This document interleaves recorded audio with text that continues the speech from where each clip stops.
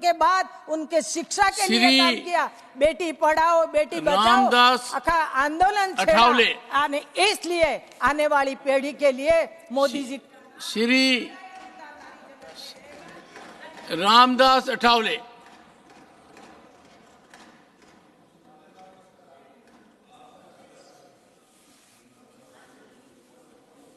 सभापति महोदय, राष्ट्रपति के अभिभाषण पर ये चर्चा चल रही है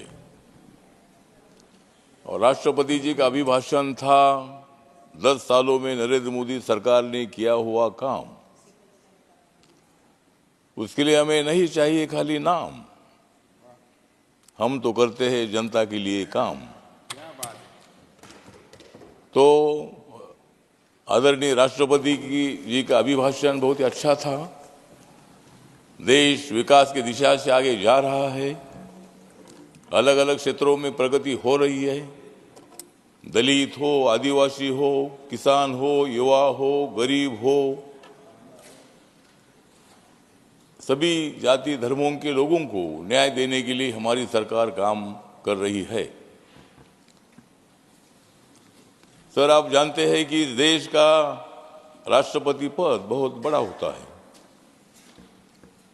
पहला राष्ट्रपति पद आदरणीय रामनाथ कोविंद जी को मिला, वो दलित समाज के थे। दूसरा राष्ट्रपति पद आदरणीय द्रौपदी मुर्मू जी को मिला, वो आदिवासी समाज की है।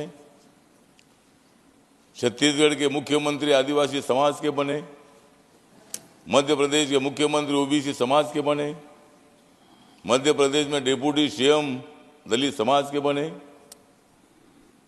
और राजस्थान में ब्राह्मण समाज को भी मौका दिया। हमारी सरकार सभी जाति वर्गों को न्याय देने का काम करती है।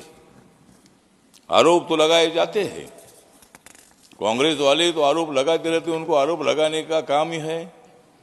वही काम वो करते रहे, हम सत्ता में हमारा काम करते रहेंगे। जितना आरोप करना है उतना आरोप करिए। आरोप के लिए हम डरने वाले नहीं है। नरेंद्र मोदी जी को जितनी गालियां देना है वो दे दो, लेकिन नरेंद्र मोदी जी इतना मजबूत आदमी है कि गालियां उधर से उधर निकल जाती है। इसीलिए मतलब गलत काम करने का काम इनका है। मोदी जी का नारा है सबका विकास सबका साथ। सर, मोदी जी का नारा है सबका विकास सबका साथ, फिर कैसा होगा मजबूत कांग्रेस का हाथ? नरेंद्र मोदी जी करते हैं मन की बात, नरेंद्र मोदी जी करते हैं मन की बात, लेकिन कांग्रेस वाले करते हैं धन की बात। मोदी जी ने मजबूत किया है संविधान।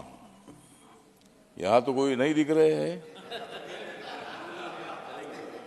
तो मोदी जी ने मजबूत किया है संविधान, इसलिए देश की बढ़ रही है शान।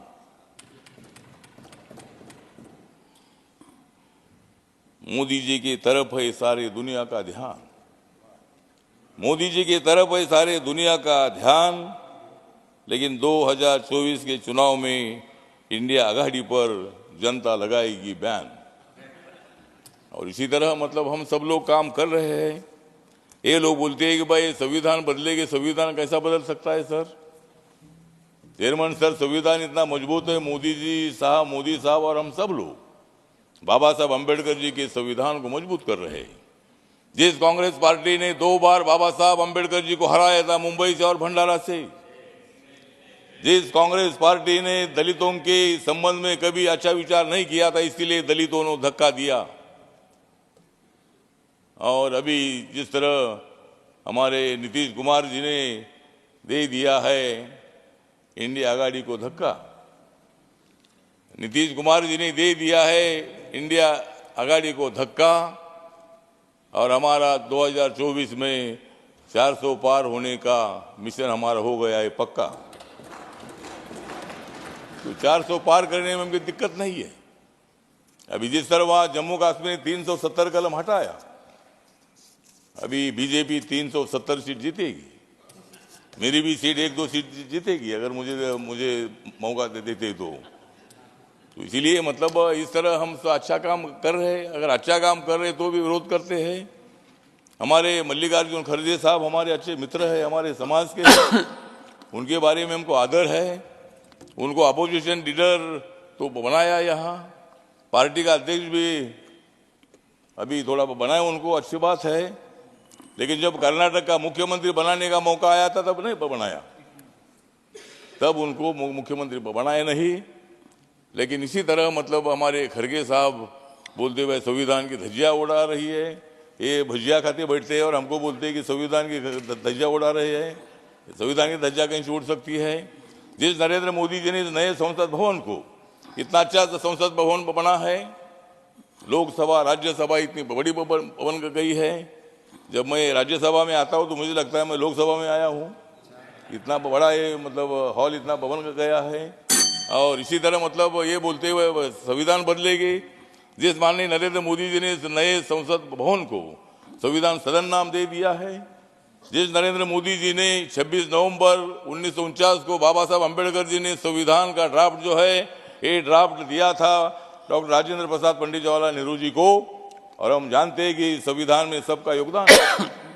लेकिन कांग्रेस के एक नेता है, कांग्रेस के इंटरनेशनल एक नेता है, उन्होंने ट्वीट किया है और उसमें ये बोलते हैं कि संविधान में बाबा साहब अम्बेडकर जी से ज्यादा योगदान पंडित जवाहरलाल नेहरू जी का है।